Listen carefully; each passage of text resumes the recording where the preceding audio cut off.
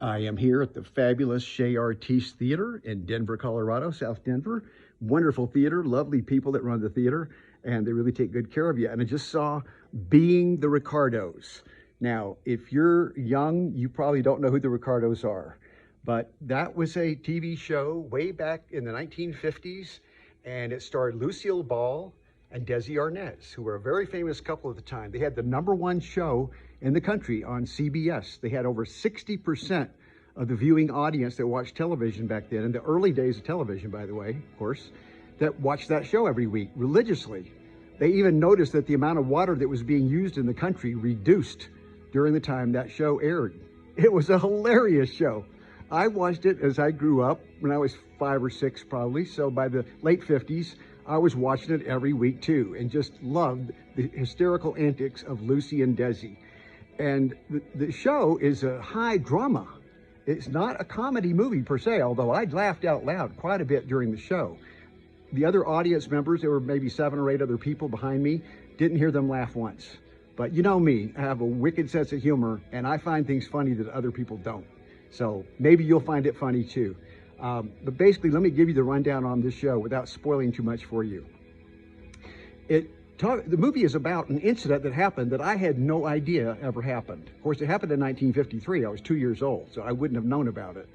But at the time, there was an accusation that this was by the House Un-American Activities Committee. Remember Senator Joe McCarthy, an infamous American who was grilling people that had maybe had some ties with the Communist Party back in the 1930s, back when communism was fairly new.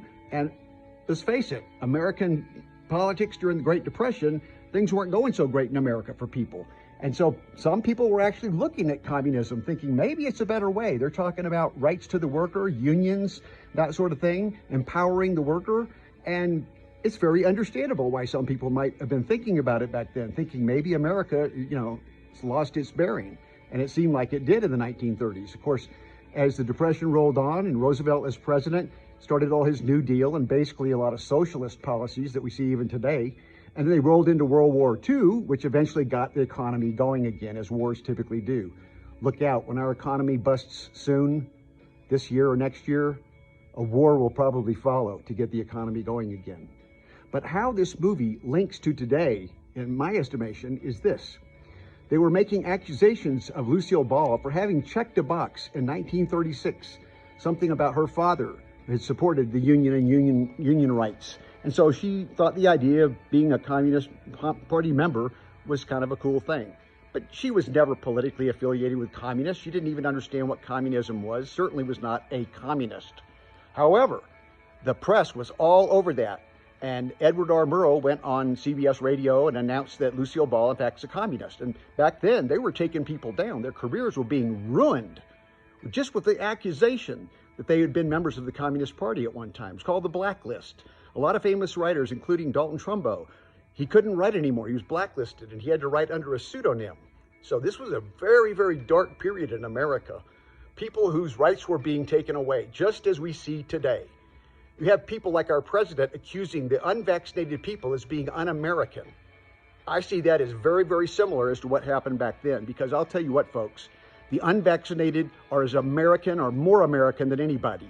We're people who are thinking for ourselves. We're standing up for our freedom and our liberty. We're not kowtowing to a medical industrial complex and a government that wants to inject a poison into us. So get that through your heads. That's a horrible thing that's going on today. That's very reminiscent of what happened back in the 1950s. The scare and fear tactics that some people are just not American because they're not towing the line and doing what the government wants you to do.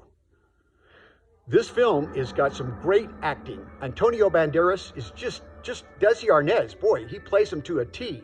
Nicole Kidman, terrific actress, whether it's drama or comedy, and she does both in this film, mostly drama. She is Lucille Ball when she has her hair up. She looks just like Lucy. And then most of the scenes in her normal life, she has her hair down. We get to find out what a powerful woman Lucille Ball was. She stood up to the studio bosses and these kind of people who were trying to bully her. She wouldn't have it. She was a powerful woman, as was Desi Arnaz. They were both tremendous people of high character. This film, the executive producers were their children, Desi Arnaz Jr. and Lucille Arnaz. And I got to tell you, you know, Aaron Sorkin, well known for his great dramas and dialogue, he wrote and directed this film, and it is very, very stellar. There are a few dry moments in the film, but I'll tell you, I enjoy having the subtitles, because being able to follow the dialogue with subtitles made the film a whole lot more meaningful for me. It's very fast-paced. You know, the conversations they have in the film, it's very sharp, very quick. So you're going to have to really be on your toes to follow the whole thing, I think. Might be worth seeing it a second time. But the film, William Frawley, the character on the show, basically he's played by J.K. Simmons, and he does a fabulous job. Great supporting actor. All the acting's impeccable.